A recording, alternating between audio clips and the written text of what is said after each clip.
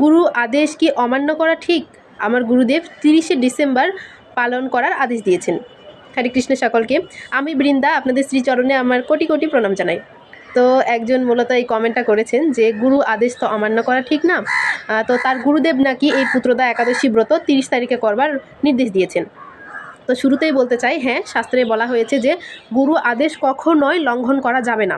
গুরুদেবকে অবশ্যই মান্য করতে হবে, এমনকি গুরুদেব যেই নির্দেশ দিয়েছেন আমাদেরকে সেটি পালন করতে হবে। তবে হ্যাঁ, এখানে একটি কথা আছে। শাস্ত্রে যেমন বলা হয়েছে যে গুরুর আদেশ কখনো লঙ্ঘন করা যাবে না, তেমনি শাস্ত্রে এটিও বলা আছে যে কোনো গুরুদেব যদি শাস্ত্র বহির্ভূত নির্দেশ দেয় বা কোনো গুরুদেব যদি শাস্ত্র সিদ্ধান্ত নিজে না মানে, তাহলে সেই গুরুকে আমাদের ত্যাগ করতে হবে।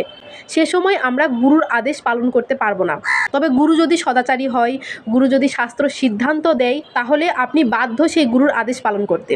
তো যিনি আমাকে এই কমেন্টটা করেছেন যে গুরুর আদেশ কি আমি লঙ্ঘন করতে পারবো, তার গুরুদেব নাকি তাকে 30শে ডিসেম্বর একাদশী ব্রত করবার আদেশ দিয়েছেন। তো আপনার উদ্দেশ্যেই আমি বলছি, গুরুদেব নির্দেশ দিয়েছেন, বেশ ভালো কথা। তবে আপনি নিজে আগে শাস্ত্র দেখুন, নিজে আগে বিশুদ্ধ পঞ্জিকা অনুযায়ী সেই সময়টা আগে মিলিয়ে নিন। তারপরে আপনি বিচার করে দেখবেন যে আপনার গুরুদেব যে আদেশ দিয়েছে সেইটা শাস্ত্র অনুযায়ী কিনা। শাস্ত্র অনুযায়ী যদি হয়, অবশ্যই আপনি সেই গুরুকে মান্য করুন, সেই গুরুকে পূজ্য করুন। কিন্তু গুরুদেব যদি শাস্ত্র সিদ্ধান্তই যদি দিতে না পারে, তাহলে সেই গুরুদেব আপনাকে কী বা শিক্ষা প্রদান করবে বলুন তো? তো এজন্য গুরুদেব নির্বাচন করার আগে অবশ্যই তাকে বিচার করে দেখবেন তিনি সদাচারী শুদ্ধ মত পথের কিনা।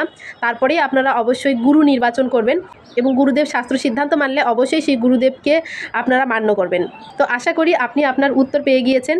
আর আপনারাও সকলেই ভালো করে শুনে নিন যে শাস্ত্রে যেমন বলা আছে যে গুরুদেবের বাক্য বা গুরুদেবের আদেশ যেমন লঙ্ঘন করা যায় না, তেমনি শাস্ত্রে এটিও বলা আছে যে গুরু যদি শাস্ত্র বহির্ভূত কোনো ব্যাখ্যা প্রদান করে, ভগবান যেই কথা বলেছে তার বাইরে যদি গুরুদেব কোনো নিজস্ব ব্যাখ্যা প্রদান করে, তাহলে তিনি গুরু হবার যোগ্যতাই রাখে না।